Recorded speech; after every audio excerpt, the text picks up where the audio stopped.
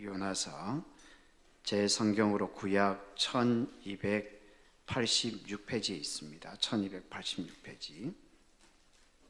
요나서 1장 1절부터 3절까지, 요나서 1장 1절부터 3절까지 우리 한 목소리로 다 같이 읽겠습니다. 한 목소리로. 여호와의 말씀이 아미떼야 나에게 임하니라. 이르시되 너는 일어나 저 큰 성읍 니느웨로 가서 그것을 향하여 외치라. 그 악독이 내 앞에 상달되었음이니라 하시니라. 그러나 요나가 여호와를 피하려고 일어나 다시스로 도망하려 하여 요바로 내려갔더니 마침 다시스로 가는 하여 그들과 함께 다시스로 가려고 배삭을 주고 배에 올랐더라. 아멘. 지난주에 그 이수정이라는 작가로부터 글을 하나 받았습니다. 그 글의 제목이 누군가의 한마디는 누군가에게 길이 된다. 누군가의 한마디는 누군가에게 길이 된다라는 글이었습니다. 이 글은 이분이 쓰신 책 내 편 대 줄래요라는 그 책 안에 나오는 내용입니다. 내 편 대 줄래요. 이 글 안에 보면은 이분이 어릴 때의 경험을 담고 있습니다. 예, 그 내용이 이렇습니다. 중학교 2학년 1학기가 막 끝난 날이었습니다. 친한 친구 몇몇이 이렇게 쭉 둘러 앉아 있었는데 저마다 손에 성적표를 쥐고 있었습니다. 그런데 한국 성적표에는 가정통신란이라는 게 있잖아요. 그래서 선생님이 이 아이가 어떤 아이입니다 라고 하는 그 가정통신문이 있는데, 그래서 아이들이 돌아가면서 가정통신문에 담겨져 있는 선생님의 평가를 읽기로 했습니다. 한 친구가 읽었습니다. 누구누구는 매사가 모범적입니다. 그렇게 읽으니까 옆에 있던 다른 친구가 선생님께서 진실을 모르시는구나, 이제 그러면서 한바탕 웃었습니다. 자신의 이러했습니다. 이수정은 문제가 있습니다. 이수정은 문제가 있습니다. 그 말을 들은 친구들이 모두 걱정했습니다. 너 어쩌니 부모님에게 구정을 듣겠구나. 집으로 돌아왔습니다. 어머니에게 말했습니다. 엄마, 선생님이 나 문제가 있대. 아니다 다를까 엄마가 걱정스러운 눈으로 딸을 쳐다보았습니다. 너한테 문제가 있다고? 무슨 문제? 이런 문제 하면서 성적표를 내밀었습니다. 그런데 그 성적표를 보는 순간 이 엄마의 입이 한박 벌어졌습니다. 왜 그럴까요? 이건 걱정거리는 문제가 아니라 문학적인 재능, 문제가 있다는 것이었습니다. 이 이야기를 하면서 작가가 이런 이야기를 했습니다. 선생님의 한마디는 내게 어떤 길을 열어주었고 그 길은 곧 내 인생이 되었습니다. 독자로서 글을 읽고 에디터로서 글을 다듬고 작가로 글을 쓰며 어떻게든 글을 놓지 않는 글 인생 말입니다.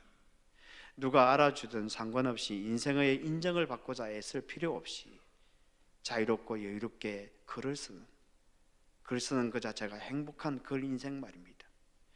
누가 알아봐 주는 건 16살 어린 15살 어린 그때 내게 문학적인 재능이 있음을 알아봐 주신 스승 한 분이면 족합니다. 넘치도록 족합니다. 참 이 마지막 말이 멋있지 않습니까? 누가 알아봐 주는 건 15살 어린 그때 내게 문학적인 재능이 있음을 알아봐 주신 스승 한 분이면 족합니다. 넘치도록 족합니다. 그러니까 우리의 말 한마디가, 우리의 행동 하나가 때때로 다른 사람의 삶을, 때때로 어떤 사람의 인생을 바꿔 나간다는 것입니다. 그래서 우리가 말을 할 때, 그리고 우리가 행동을 할 때 그것이 어떤 영향을 미칠지 곰곰이 잘 생각해 보아야 한다는 것입니다. 오늘 우리가 요나서 1장 1절을 읽었는데, 1절부터 3절을 읽었는데, 오늘 보면은 하나님께서 연약한 우리를 어떻게 빚어나가시는지, 하나님께서 연약한 우리를 어떻게 만들어 나가시는지 그것을 우리에게 잘 보여주고 있는 것 같습니다. 오늘은 이 본문은 우리가 너무나 잘 아는 본문입니다. 그리고 그 내용도 아주 단순합니다. 하나님께서 요나에게 이렇게 말씀하셨습니다. 너는 일어나 저 큰 성읍 니느웨로 가서 그것을 향하여 외치라. 그 악독이 내 앞에 상달되었음이니라. 하나님께서 요나에게 명령하셨습니다. 니느웨로 가라는 것입니다. 그곳에 가서 하나님의 메시지를 전하라는 것입니다. 그런데 요나가 이 하나님의 명령에 대하여 어떻게 했을까요? 요나는 니느웨로 가지 않았습니다. 그는 니느웨의 반대쪽에 위치해 있는 다시스로 배를 타고 도망을 하려 했다는 것이 오늘 본문의 내용입니다. 너무나 많이 들었던 내용이지요. 그렇다면 요나서의 저자는 하나님께서 요나에게 명령을 하셨고, 그러나 요나는 그 하나님의 명령에 거역하고 도망하였다는 사실을 왜 기록하고 있을까요? 그리고 이 말씀이 현대를 살아가는 우리에게 무엇을 가르쳐주고 싶어 하시는 것일까요? 우리가 기억해야 될 첫 번째는, 하나님은 우리가 경계를 넘어가는 사랑을 베풀기를 원한다는 것입니다. 하나님은 우리가 사랑을 하게 되기를 원하는데, 그 사랑이 경계에 머무는 것이 아니라 경계를 넘어가야 된다고 그렇게 이야기를 하고 있는 것입니다. 오늘 보면 1절과 2절을 다시 한번 읽어보면 이렇게 되어 있습니다. 여호와의 말씀이 아미떼의 아들 요나에게 임하니라. 이르시되 너는 일어나 저 큰 성읍 니느웨로 가서 그것을 향하여 외치라. 그 악독이 상달되었음이니라 하시니라. 하나님의 명령은 아주 묘하게 담겨져 있습니다. 큰 성읍 니느웨로 직접 가서 하나님의 메시지를 전하라는 것입니다. 그런데 이 니느웨로 가서 하나님의 메시지를 전하라는 이 하나님의 명령에는 두 가지 특징을, 흥미로운 점을 발견할 수가 있습니다. 하나는, 이 하나님의 명령에는 의지가 담겨져 있다는 것입니다. 오늘 본문에는 명령이 세 가지 명령이 연이어다. 일어나라, 가라, 그리고 외치라는 것입니다. 그런데 히브리 어법에 보면은 이런 경우에 제일 앞에 나오는 그런 표현은, 그 명령은 때때로 이것이 감탄형으로 쓰일 때가 많습니다.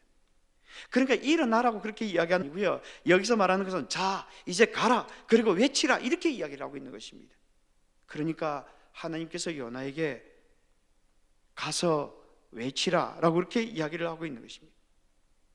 그런데 중요한 것은 이 하나님의 명령에는, 가서 외치라고 하는 이 하나님의 명령에는 하나님의 의지가 담겨져 있다는 것입니다. 하나님, 요나가 선택할 수 있는 명령이 아니었습니다. 요나가 반드시 수행해야 하는 하나님의 명령이었습니다.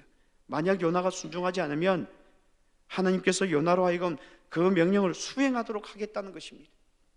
요나가 가지 않으면 가게끔 만들겠다는 것이고요, 요나가 외치지 않으면 외치도록 만들겠다는 것입니다. 우리는 하나님의 말씀을 듣는 것만으로 위로를 삼을 때가 많습니다. 우리는 성경을 공부했다는 사실 하나만으로 은혜를 받았다고 그렇게 마음속에 위안을 받으며 돌아갈 때가 많습니다. 그러나 하나님은 우리가 그 하나님의 말씀에 순종하지 않으면 순종하게끔 만들 수도 있다는 걸, 하게끔 만들 때도 있다는 것을 기억해야 합니다. 하나님은 우리의 의지를 존중해 주시고, 그리고 우리가 순종할 때가 기다리시지만 때로는 하나님께서 우리를 순종하게끔 만들 때도 있다는 것입니다. 또 하나, 이 하나님의 명령에는 오늘 우리가 읽은 본문에 보면 하나님께서 요나에게 니느웨에 가서 외치라고 하는데, 무엇을 외치라고 하는지 그렇게 이유를 이야기를 하고 있지 않습니다. 다만 왜 그래야 되는지, 무엇을 외치라고 말씀하고 있지 않고 왜 그래야 되는지 그 이유를만 이야기하고 있습니다. 그 이유는 그 악독이 내 앞에 상달되었음이니라 하니라. 그렇다면 니느웨 사람들이 너무 악하기 때문에 하나님께서 그들을 징계하시고 그들을 벌하시겠다고 그렇게 말씀하시는 것일까요? 아닙니다. 하나님께서 요나를 니느웨에 보내는 가장 중요한 이유가 요나서 4장 10절과 11절에 잘 나와 있습니다. 이렇게 되어 있습니다. 여호와께서 이르시되 네가 수고도 아니하였고 재배도 아니하였고 하룻밤에 났다가 하룻밤에 말라버린 이 박넝쿨을 아꼈거든. 하물며 이 큰 성읍 니느웨에는 좌우를 분별하지 못하는 자가 12만 여명이요 가축도 많이 있나니 내가 어찌 아끼지 아니하겠느냐. 이 큰 성읍 니느웨에는 좌우를 분별하지 못하는 자가 12만 여명이라고 하는 것입니다. 여기 좌우를 분별하지 못하는 자는 6세 내지 7세 어린아이 그 이하를 말하는 것입니다. 그런 아이들이 12만 명이 넘는다는 것입니다. 대략 그 시기에는 어린아이들이 이 비율이 5분의 1 정도 된다고 보고 있습니다. 그러니까 60만 명이 그 안에 산다는 것입니다. 그 당시에는 엄청나게 큰 도시였던 것입니다. 그러니까 하나님께서 이렇게 말씀하고 있는 것입니다.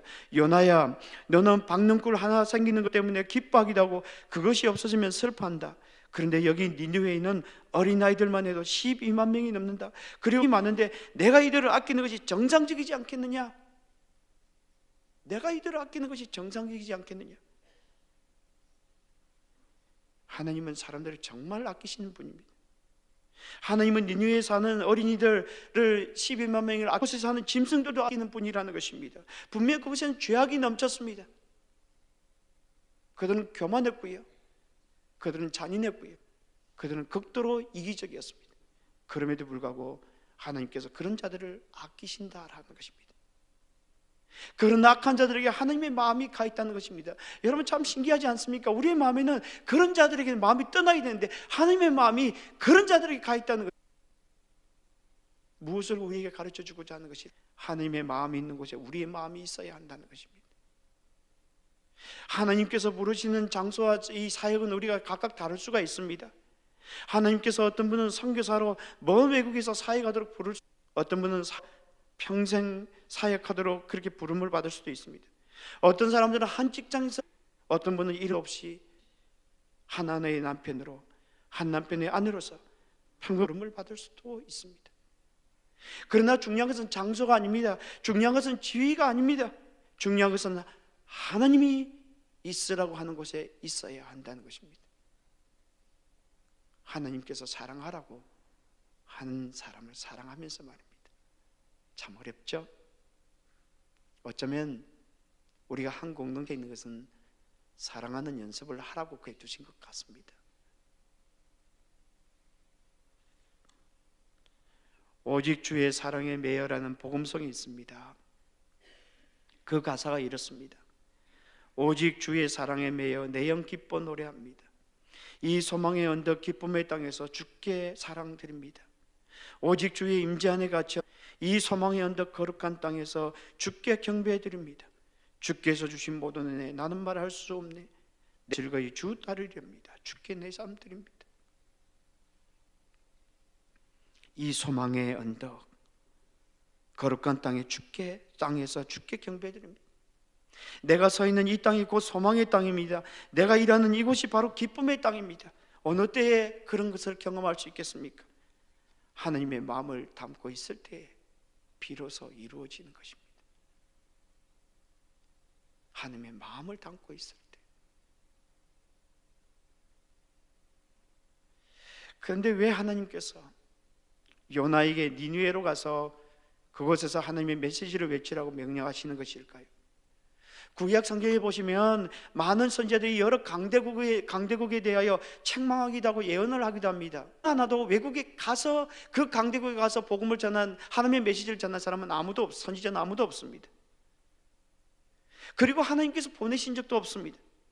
그런데 왜 요나를 직접 보내기를 원하셨을까요? 그 이유는 단순합니다. 경계를 넘어가라는 것입니다. 내가 생각하는 경계에 머물러 있지 말라는 것입니다. 하나님께서 생각하는 경계로 들어가라는 것입니다. 그리고 그곳에서 하나님의 메시지를 전하라는 것입니다.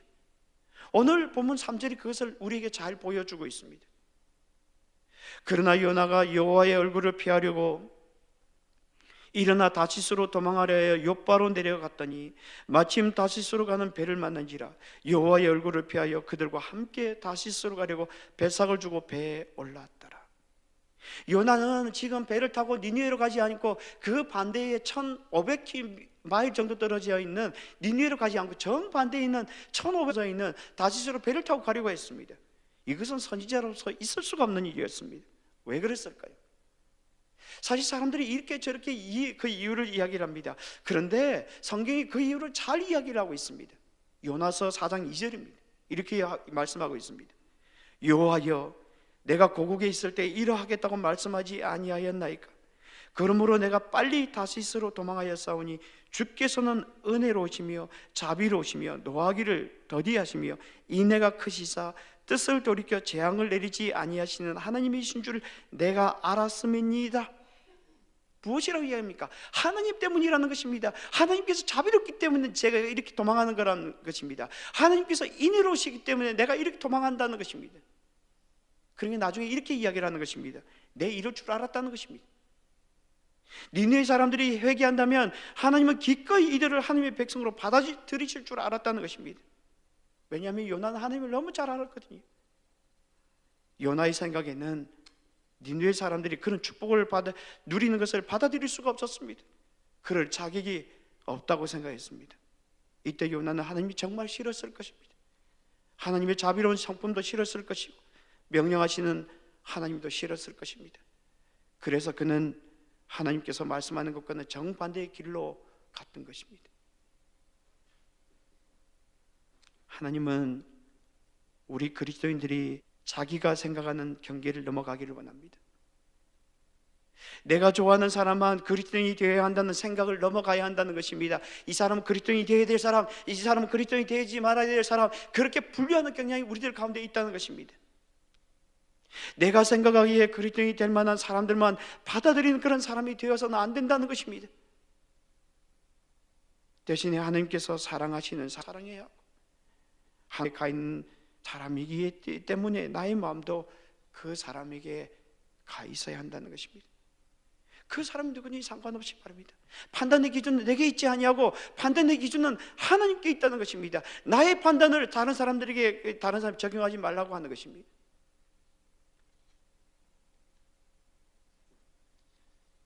제럴드 시처라는 사람이 있는데 이분은 하나님 앞에서 울다라는 책을 쓰신 참 유명한 정말 좋은 그 학자이면서 목사님이신데 이분은 음주운전을 하는 사람 때문에 교통사고로 자신의 사랑하는 어머니와 그리고 아내와 4자녀 중 2자녀를 한꺼번에 잃어버렸습니다.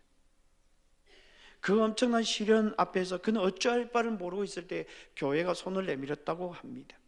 친구들이 찾아와서 매일 함께 해주었고요, 식사도 준비해 주었고요, 자녀 봐주기도 했습니다. 심지어 주일학교 어린이들까지 나서서 잔디를 깎아주기도 했습니다. 격려와 위로가 줄을 이었습니다. 그래서 그는 종종 교회가 없었더라면 우리는 어디서 무엇을 하고 있을까 그런 생각을 했다고 합니다. 교회의 공동체는 그에게 엄청난 축복이었다고 합니다. 그런데 그가 도움을 받을 때 그의 눈에 들어온 사람들이 이혼한 사람들, 실직자들, 환자들, 심각한 우울증에 시달리는 사람이었다고 합니다. 그들을 바라보면서 자신이 누리고 있는 도움과 축복을 다시 생각하게 되었다고 합니다. 자신과 자신의 자녀들이 누리는 사랑은 소위 받을 가치가 있는 사람들에게 주어지는 선택적이고 제한적이라는 사실을 알게 되었습니다. 자신들은 꽤知名도가 있었을 뿐만 아니라 교회를 세우는데 재능을 아끼지 않았기 때문에 주어진 축복이었다는 것입니다. 반면 수많은 사람들은 그 축복에서 소외된 자라가고 있다는 것을 본 것입니다. 차별적으로, 배타적으로 사랑을 베푸는 자신의 모습과 교회의 모습을 보게 된 것입니다. 우리는 이 안에서 우리가 함께 모여서 우리가 즐겁게 찬송하며 당연히 우리는 구원을 누려야 될 자이고 그리고 밖에 있는 사람도 구원을 누리지 못해야 될 자라고 그렇게 생각하고 있지 않습니까? 그래서 우리가 함께 즐기는 겁니다. 그리고 찬송합니다. 그렇게 기쁨이 넘칩니다. 그런 자들을 바라보면서 하나님께서 기뻐하실까요?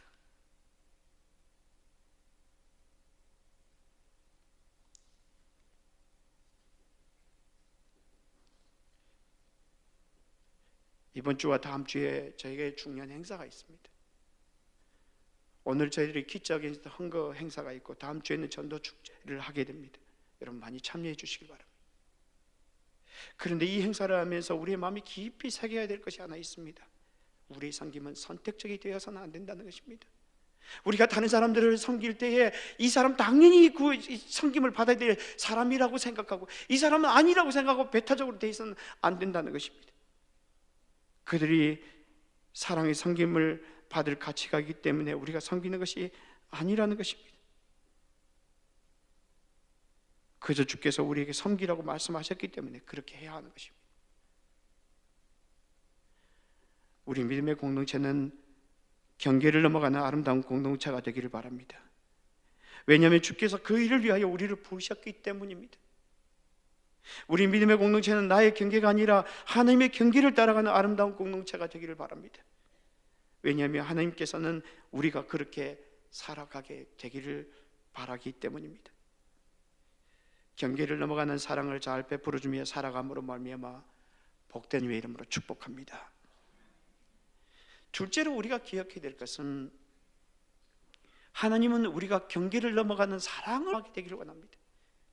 첫째로 우리가 기억해야 될 것은 이 본문이 이야기되는 것은 경계를 넘어가는 사랑을 경험하게 되기를 원한다. 오늘 보면 3절을 다시 한 번 더 읽어보면 이렇게 되어 있습니다.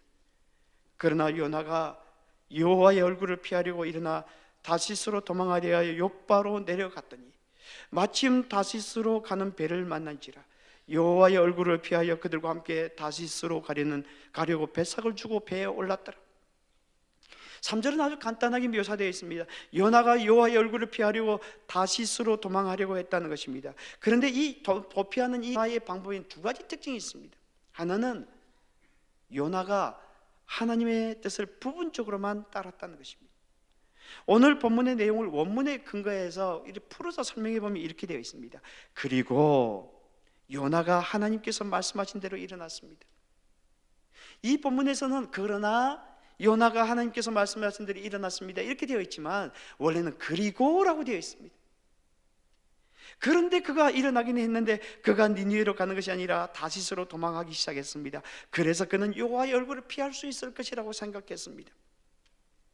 그렇다면 성경은 요나가 하나님의 말씀에 순종하는 것처럼 보였지만 그는 하나님께서 원하시는 것과는 정반대의 길로 나아갔다는 것을 강조하고 있는 것입니다. 그러니까 사람들이 하나님의 말씀에 순종하는지 그것을 알려면 그 결과를 보아야 된다는 것입니다. 그 사람이 처음이 아니라 그 사람의 결과가 무엇인지 그것을 보면 알 수 있다는 것입니다. 또 하나는 하나님께서 도망치는 요나를 추적하기 시작하셨다는 겁니다.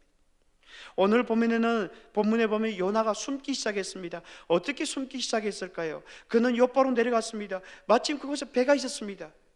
우리가 생각할 때 가끔씩 하나님의 뜻을 생각할 때 나쁜 짓을 하면 뭔가 순조롭게 풀리면 이게 하나님의 뜻이라고 생각할 때가 많습니다. 그러나 여러분, 순조롭다는 것이 하나님의 뜻을 말하는 것은 아닙니다. 그곳에 배가 있었습니다. 그는 배삭을 주고 배에 올랐다라고 되어 있습니다. 그런데 여기서 배에 올랐다는 말은 배에 올라갔다는 의미가 아니라 배 아래로 깊이 내려갔다는 뜻을 가지고 있습니다. 그러니까 요나서 저자는 이렇게 말하고 있는 것입니다. 요나가 하나님의 얼굴을 피하기 위하여 도망하기 시작했습니다.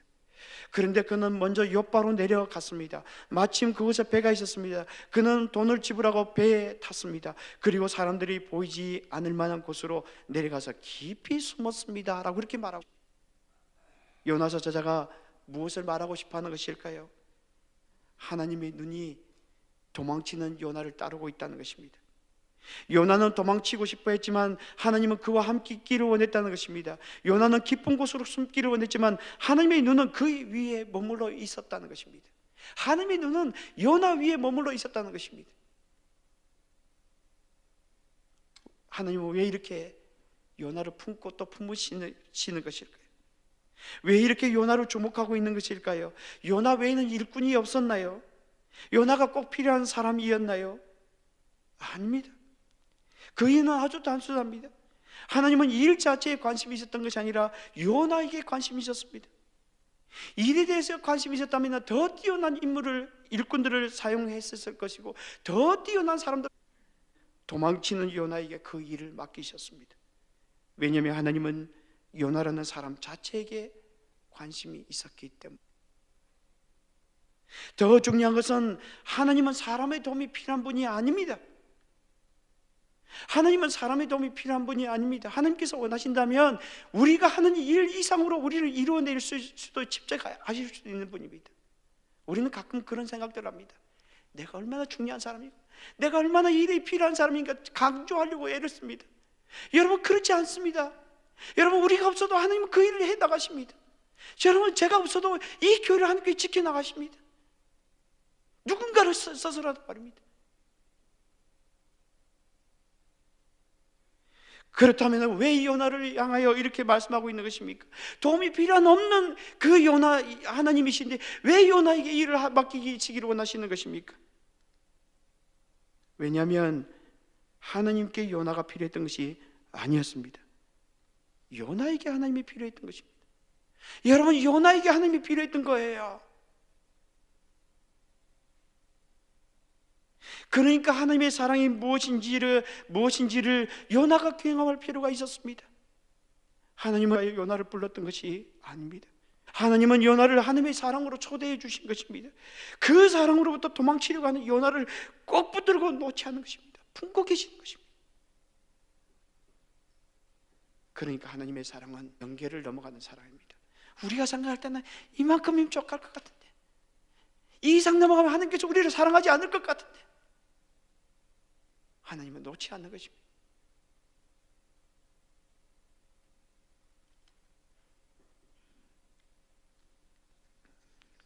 아마도 여러분들이 2003년 2월에 우주왕복선 콜롬비아호가 지구로 귀환하던 중 공중 폭발했던 사고를 여러분 잘 기억하실 것입니다.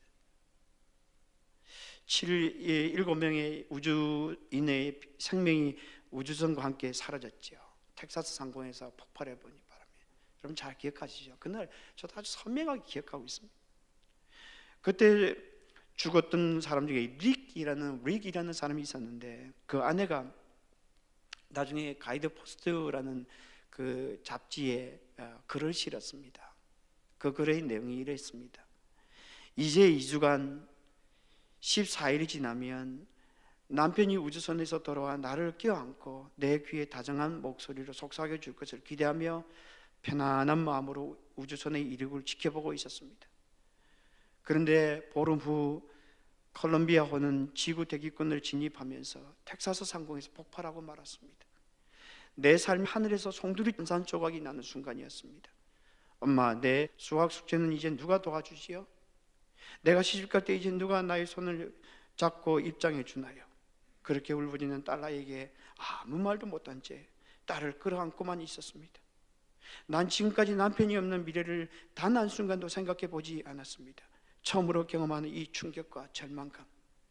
그런데 그때 내 마음 깊은 곳으로부터 작은 음성이 들려오고 있었습니다. 그 음성은 나의 인생이 어려움을 만날 때마다 한결같은 위안을 주는 음성이었습니다. 바로 주님의 음성이었지요. 그랬습니다. 우리 결혼생활과 가정생활 안에 있는 사랑보다 더 큰 사랑이 함께 있었습니다. 그리고 난 그 큰 사랑에 의지하며 인생을 살아왔습니다. 조건 없는 그 사랑. 지금도 내가 남편 때문에 울부짖는 이 순간에도 여전히 나와 함께 있었습니다. 사실 그분의 사랑이 나와 내 남편 또 우리 사랑하는 두 아이들을 하나로 묶어주신 것입니다. 그래서 우리는 그의 사랑 안에서 영원히 함께 할 수 있습니다. 그분의 사랑 끝이 없으니까요. 하나님은